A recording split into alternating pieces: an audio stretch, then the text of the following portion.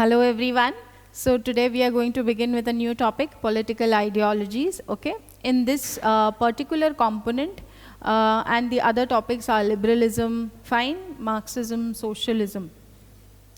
So even though students study nature of ideology, okay, but there are a lot of internal ideas that have to be studied in detail, because UPSC might ask us this kind of questions which students usually avoid. Fine. And then I will be also explaining how socialism and Marxism has to be developed as a theme. All right. So let's begin with day 4.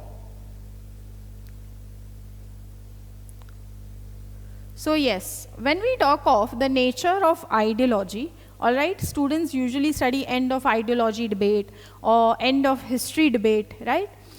They also study clash of civilization thesis. But now also what is important, that you have to understand the difference of the underlying themes and factors that has brought about a change from the old ideologies to the new ideologies. And what is the continuity between the old frameworks, old ideologies and the new ideologies, and what is the remarkable change, okay? And also an important development in this regard is the concept of post-ideological change, which means have we moved towards the era where ideology no more remains significant. So please do not ignore these topics, and you ensure that you understand what is the difference, as well as do the post-ideological age debate very well. Fine. The next concept is liberalism. Okay, so yes, I know that all of you will be studying what is liberalism, where did it originate, what have been the shifts in liberalism. But we also need to understand what is the present scenario, to what extent liberalism is relevant, what are the challenges it is facing, okay? And in a more detailed format, right? Not only challenges, that internal challenges are this, external challenges, no. What are the key contemporary thinkers who are talking of the state of liberalism today? Fine? So yes, liberalism in a global age has to be done. The other variants I'm sure all of you will be covering. Fine? The next is socialism, okay? So socialism, if we look at how socialism has been as a doctrine, we are looking at Marx as the point, because Marx's version, we say, is the scientific socialism that he talks of, right? And what has been the utopian socialism before that? What is the concept of socialism?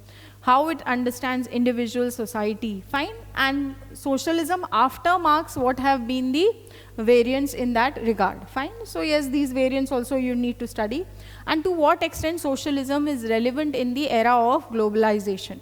Have we really made it redundant, or it still exists importance as, you know, a key challenge to capitalism, or it is emerging as an ideology of anti-capitalism, okay? Next is Marxism, okay? So we will be talking of key themes within Marxism. What is Marxism after Marx? So before Marx, we know it is known as the core of what Marx says. Classical ideas of classical Marxism means what Marx himself had said, okay? Now many of these terms Marx has not coined, okay? Plekhanov and Engels and others have coined these terms, but yes, we have to study them, okay? And then we have to study how it developed. So how it developed in Russia, how it developed in China. So UPSC has already asked permanent revolution. So you have to ensure that you study all these themes also in detail. What is Lenin's view? What are the concepts that he is talking? Rosa Luxemburg, Stalin, Leon Trotsky, Mao Zedong, okay? And yes, what is this variant of this Soviet communism, we say, or Orthodox Communism? So Orthodox Communism is not like classical Marxism. Orthodox Communism is the Soviet communism, okay? Fine? And NeoMarxism, the two key schools, critical and structural school, and what is Xi Jinping's thought, to what extent he agrees with the classical ideas of Marx, okay? And to what extent he differs, and how he has modulated it in the context of the Chinese, fine, circumstances. So yes, this is the extent of detailed work that you will have to do on these themes. So these themes can be a little more there is always contestation on how these things have to be interpreted, like all other concepts in political science. All right? So this question, this question I always give because students usually ignore this theme, and I think to understand the nature of ideology as a concept, this question is very, very vital. Fine? So that's why I have asked this question. Now let's see.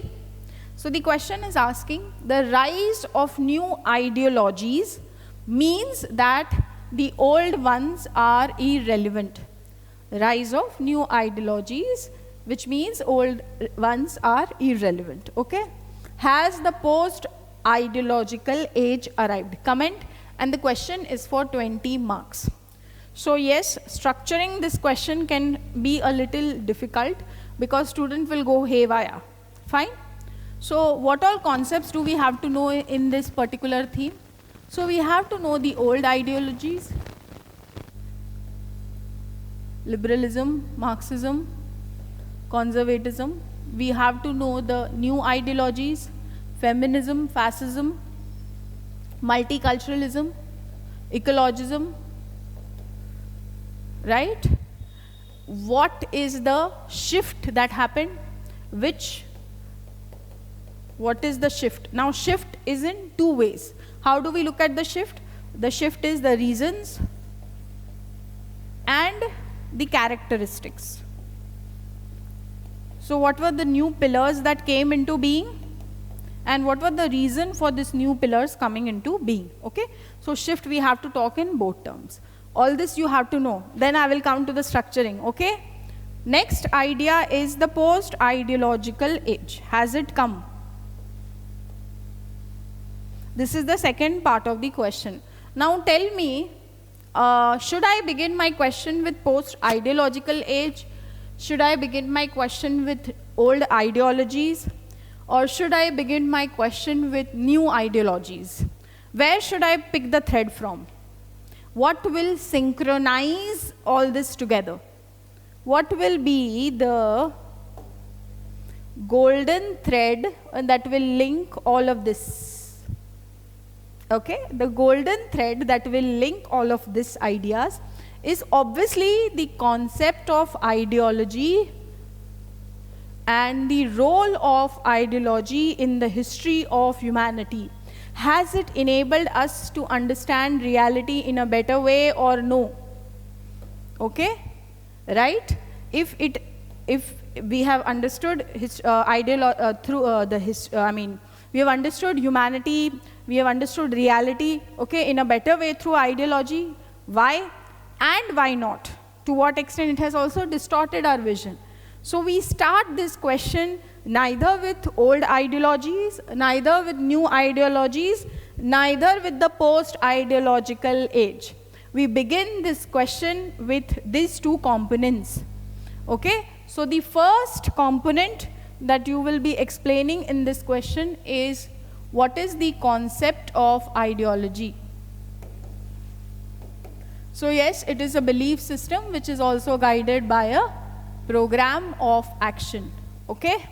Right? Political, because here we are talking of ideology in the political sense, right? Not in the religious sense. So yes, how ideology is a political beliefs, right, which is always guided by a program of action. Then we say the role of ideology in the history of humanity remains contested. Okay? Some says that it has distorted our vision, and some says it has enabled us to understand things in a more better manner, because it has been the framework within which things have operated. Okay, so it remains what? The role of ideology in history remains contested. Is this clear? Fine. Then we talk about this post-ideological age, this whole generation of debate. Okay, ideology is no more relevant. Okay, itself is known as an ism, which we call as endism. And the end of ideology began with Daniel Bell, The Future of Freedom Conference in Milan, Italy, okay, where he says ideologies, what, are no more relevant. So it began very much early in 1960s, okay, that ideology is no more relevant, which means we have come to an age where you know, everything should be beyond ideology. We have to look at economic growth, we have to look at prosperity, we have to look at the extent of industrialization, technocratization, modernization that is happening in societies, and not look at the ideology that has been guiding the state. Okay, so yes, end of ideology began over there. Now, after this, in 1990s, we saw the collapse of communism, the communist regime, okay, in the Soviet Union. And at that point of time, again, another key idea was the end of history thesis by whom? Francis Fukuyama. End of history thesis by Francis Fukuyama. And he says this is the end point of man's ideological evolution. And the end of history, actually, Marx had said that when communism will come, history will end, okay? So, because he gives a very teleological approach to history, he says history has a definite purpose and history is moving towards communism, okay? So, जब communism आएगा, तो history खत्म हो जाएगी. तो जब communism got collapsed, what is Francis Fukuyama saying? Now liberalism will prevail, and all your thesis and everything that you have said is going to fail. Liberalism is the key ideology, and it is what will pave mankind's path to the future. Mankind's path to the future, okay? So this end of history thesis also spoke of it is also a form of endism. So we say that yes, these things kept on going, but this does not mean that there is post-ideological age. So no, because the very idea from where this endism is coming itself is distorted version. It itself is guided by some ideology. So yes, the liberals are criticizing the Marxists and the Marxists are criticizing the liberals, okay? So this continues, fine? Now, then we say with changing time, okay, we saw the advent of new ideologies. We saw the advent of new ideologies. And why the reasons is, okay, we are in post-industrial societies, right? We are in societies which are guided by knowledge economy, okay? Fine. We are also coming to the concept of globalization. We are also talking of cosmopolitan sensibilities where people feel united. Okay, so people are united by what? People are united by gender, so we have the feminism. Okay, they are guided by cosmopolitan sensibility, so we have multiculturalism. So these reasons have led to more depth, okay, and that's why new ideologies have emerged. Then we say, what are the characteristics of the shift? So here we talk of the shift between old and new ideologies. See how we are connecting every dot. Old and new ideologies, so Marxism, liberalism, how it emphasized on the economic aspect, okay? And then we're talking about the new aspect which is more about culture. These ideas wanted to provide a universal framework to understand society, economics, individual, politics, everything. But now there is nothing like this universal way of looking. Why? Because postmodernists came into being and postmodernists questioned this, okay? So when postmodernists questioned this universalism or this holism in these ideologies, okay, we were saying that there is no finality to truth, all right? So we say that from universalism, it is moving more towards particularism, from old to new, okay? The nature of society has also changed, okay? We are moving from more simple to more complex societies, more division of functions that are happening in these societies, okay? So we are shifting again from economics to culture also. Then we are also talking of simple to complex societies. Anthony Giddens talks about this. Okay, bring in the relevant thinkers. But nothing of this is actually only a shift. All of these ideologies which are new in nature are operating within the framework of the old ideologies. So they are either extending them, okay, in the new context, in the new ideas. So, okay, or either they are extending them or either they are contrasting them. But the older framework has never been out of the picture. Okay? Like this, we will be moving to a shift of old and new. And then we say, so yes, ideology as a concept will never become irrelevant. And a post-ideological age will never arrive. They will always give us a vision, a hope to understand the future. All right? Then we conclude again with the post-ideological age. Now here add in the key view of postmodernism. You can add Lyotard, incredulity towards meta-narratives, how they are going to eventually. Very important view in this regard. And then we talk of post-ideological age as an age without hope and vision. This is how the thread had to be linked. Okay? So, yes, what is the concept of ideology? Role of ideology in human history? How there are different forms of endism that came. Daniel Bell, Francis Fukuyama, okay? How post-modernists talk about incredulity towards meta-narratives. Even Samuel Huntington talks about the clash of civilization thesis, right? Anthony Giddens talks about how nature of societies have changed. However, all of these endism are within a framework. Then we say that yes, with change of ideology, time, new ideologies have emerged and content of ideology has changed. Now, what are the reasons and what are the shifts? And how they are continuity. So see, even though the question may be asked, there can be a question which can only be asking new ideologies and old ideologies. There can only be a question I have also given that has the post-ideological arrived? Or both of them can be clubbed, okay? Fine, but we have to be preparing our mind toward the whole concept, the nature of ideological evolution that has happened. Is it clear? Now, so I've given both the question. If the question comes only, has the post-ideological age arrived, so how your attempt should be, how you will distinguish if the concept of new and old ideologies are intermingled. All right? Now, let's move to the next question, very, very important question. And it will clear all your doubts also that you have on Marxism and other things. Fine? Now, so question number 2. The question is reading, to what extent 20th century communism differ from the ideas of Marx? To what extent 20th century communism, okay, differ from the ideas of Marx?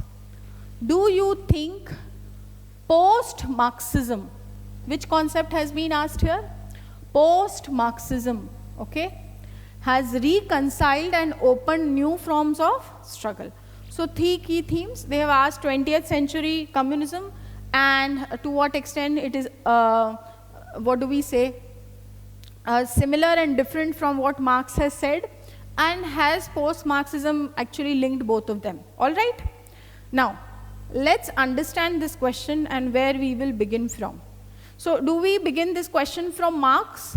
Do we begin this question from Marxism?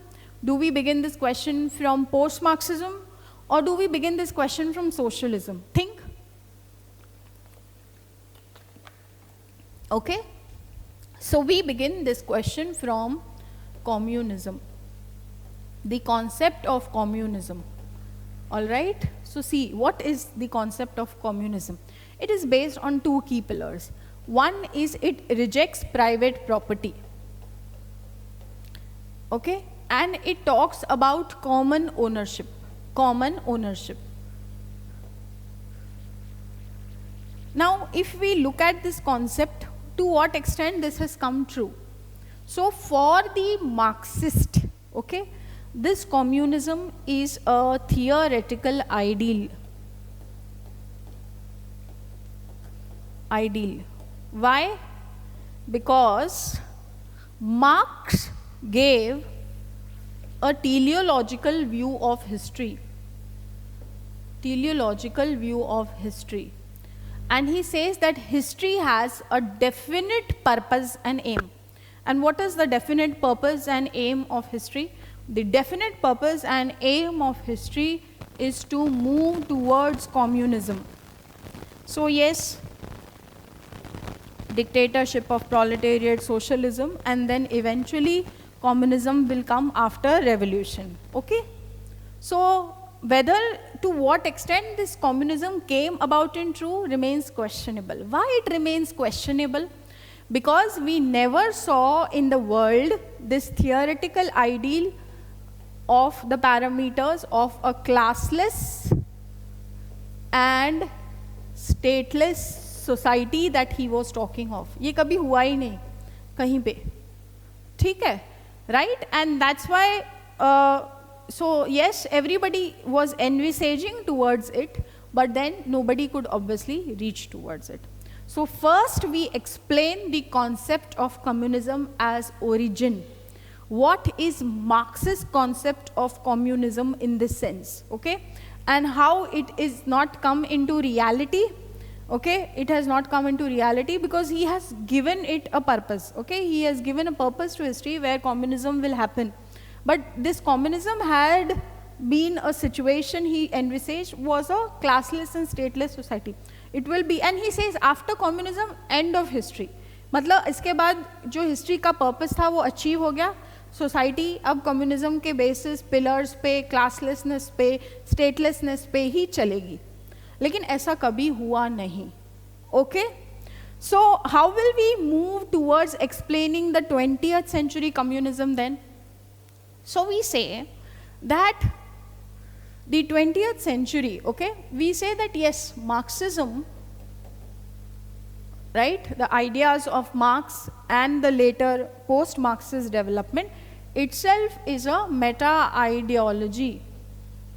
And it got different touch in the different times, different circumstances, and different geographies of the world. Okay, so yes, it developed ideas in Latin America, it developed ideas in China, there were ideas that have developed in Soviet Union, okay, right? So it is a meta-ideology and it got different connotations, right? First, in this regard, if we look at 20th century, when we are saying to what extent Orthodox communism is reflecting, or 20th century communism is reflecting the ideas of Marx. So first explain the very ideas of Marx. So the first idea is classical Marxism. Matlab, what is the core of Marx? Okay, materialist interpretation of history, doctrine of class struggle, okay, doctrine of class conflict. So we talk of the core of Marx. Right? The historical materialism, right? Dialectical materialism, class conflict.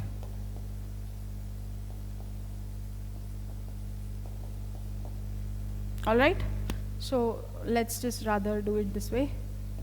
Class conflict. So historical materialism is more scientific that way, right? And dialectical materialism is more what? It is more philosophical, right? The philosophical and scientific basis. This is the core of Marx that he said, okay, and revolution will happen and communism as a stage will be reached. So first we explain what? The concept of communism. What was Marx envisaging as the communism society? What will be the parameters of this society? Classlessness, statelessness, but yes, it remains a theoretical ideal. It did not come into reality, okay? Then we explain the classical Marxism, okay, core of Marx. Next, we will be talking of Orthodox communism.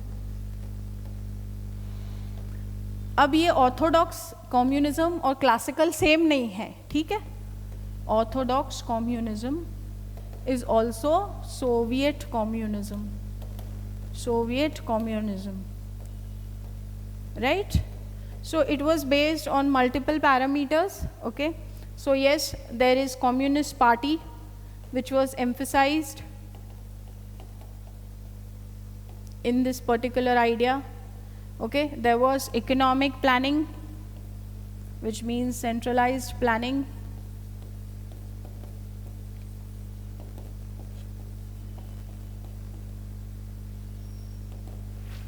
Okay, right? And role of leadership, because Communist Party.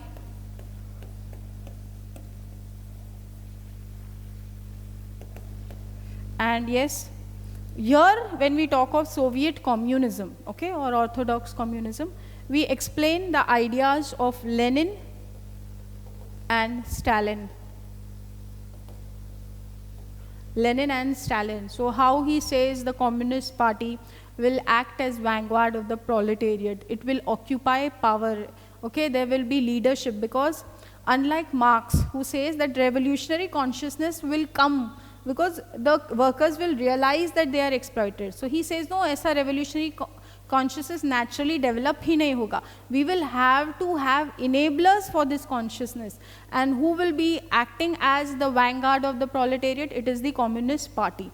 So they coming to power, okay, occupying political power, right, talking of centralized planning in that way. All this has not been envisaged by Marx as such. But yes, they brought in that kind of thing. Then Stalin led to state socialism.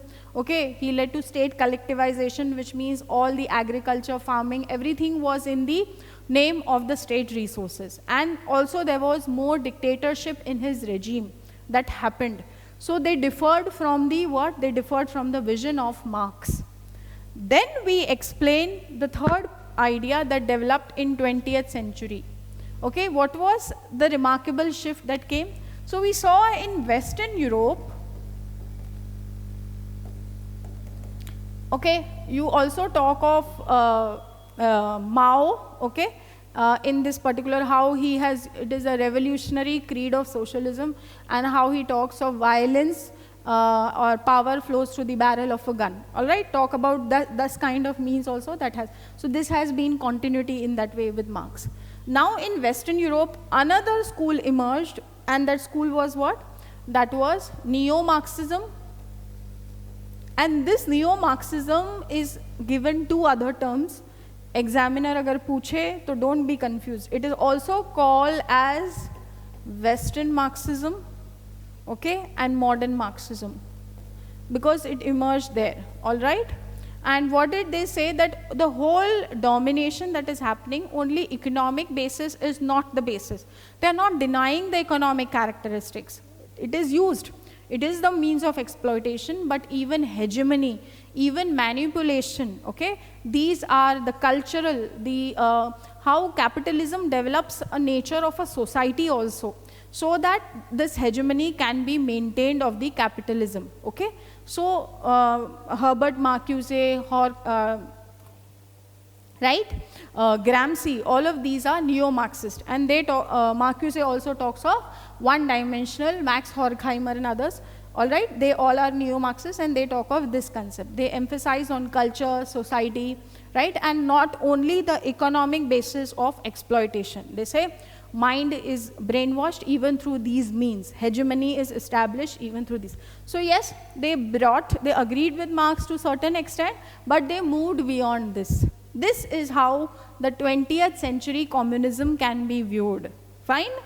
Now, so let's again come back to the question.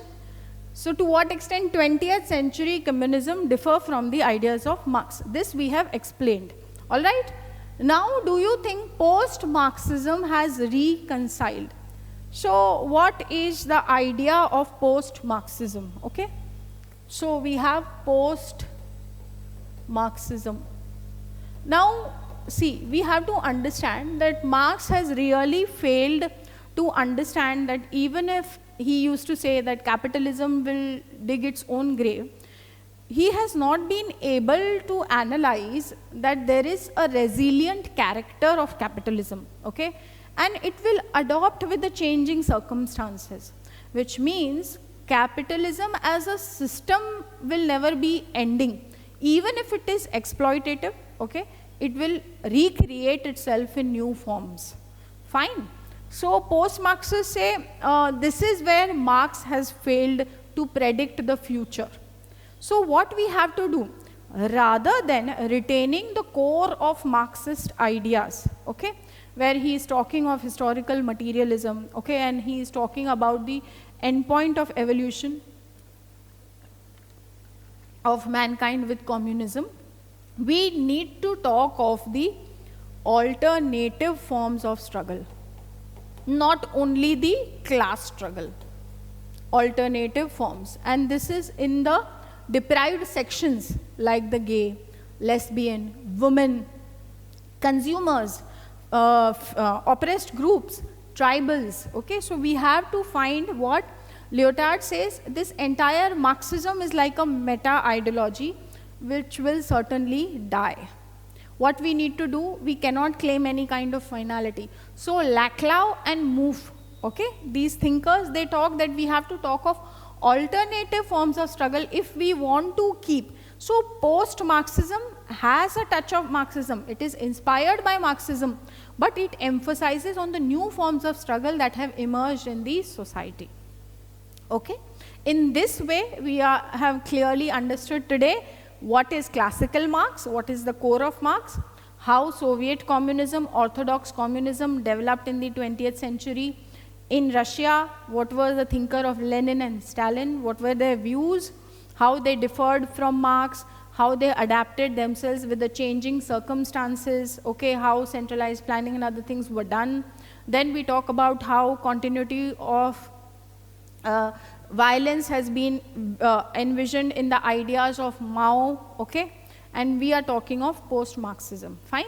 So we can also talk of Xi Jinping here, right? We can say that he agrees with certain core ideas of Marx, but he, again, he says that yes, one day capitalism will end. But capitalism will not end in the form that Marx has envisaged, okay?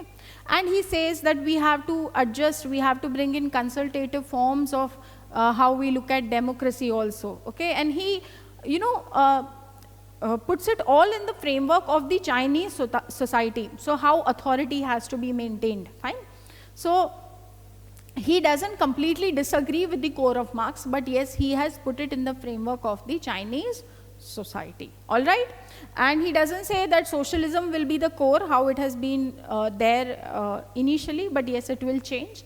And we will be eventually looking at democratization, good life for the masses, okay? So in this way, this question could have been answered. Now let's just quickly recap.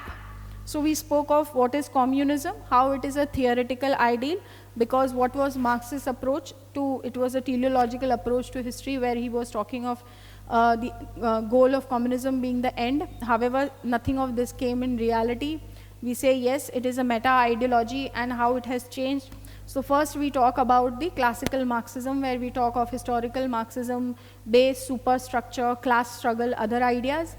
Then we talk of Orthodox Marxism, Orthodox Communism, and we say how Marxism, Leninism became the key ideology, Communist Party and central planning were the key pillars, how Lenin and Stalin shaped this entire idea, how they differed from Marx, what is it that they adopted from Marx, fine.